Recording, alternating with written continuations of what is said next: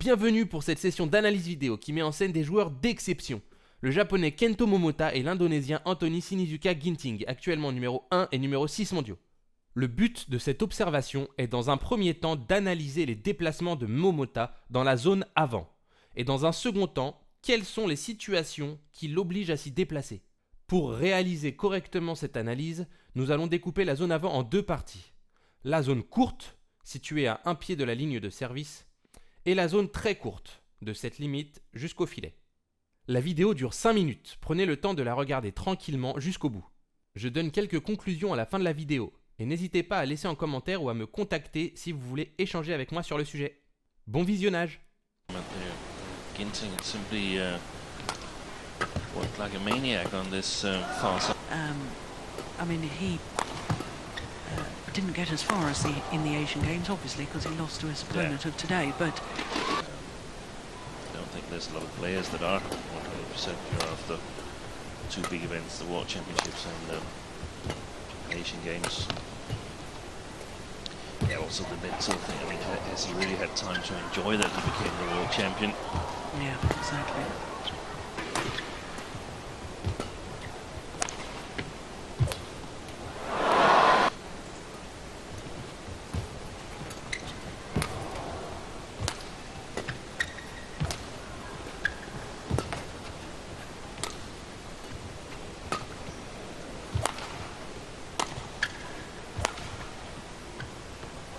First game that makes Ginting competitive against Momota compared to almost all the other players. Bigger, even when he plays his cross smashes and Momota plays a good defense, Ginting is fast enough to be in position to play a good shot.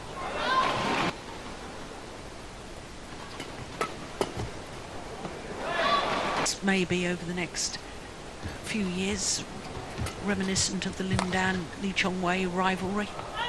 As strong as it, but let's not take anything away from that. Touch on the front court.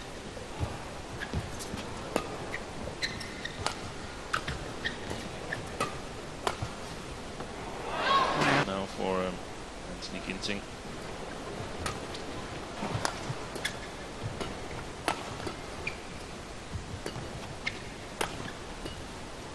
He could try to play cross long where he's got more court to work with, but he will play directly up in the forehand of Momota. Oh, he's taken it.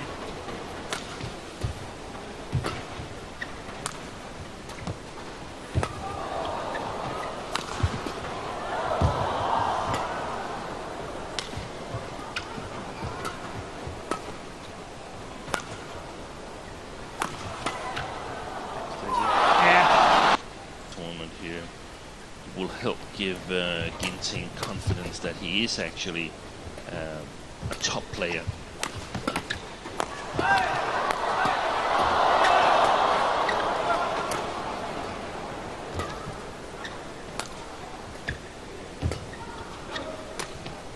Yes. It was Ginting who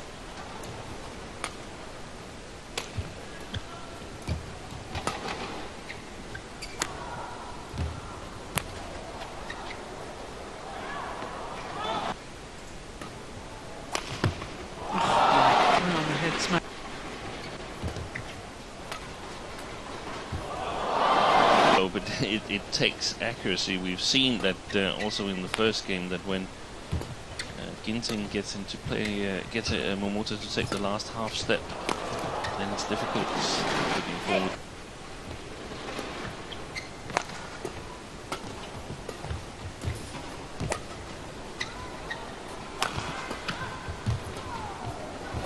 Deception again.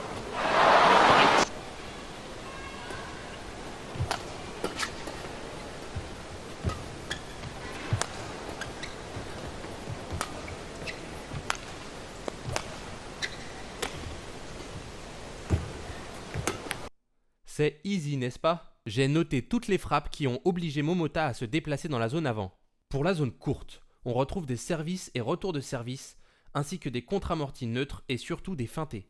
Pour la zone très courte, on retrouve uniquement des spins, des retours de service et des contre-amortis droits ou croisés. Sur 100 frappes, 15 seulement l'ont obligé à aller chercher le volant dans la zone très courte. Voici différentes conclusions que l'on peut en tirer. Il n'y a aucun amorti de fond de cours, ce qui veut dire que les amortis de fond de cours de Ginting n'ont pas une trajectoire qui oblige Momota à aller chercher les volants dans la zone avant.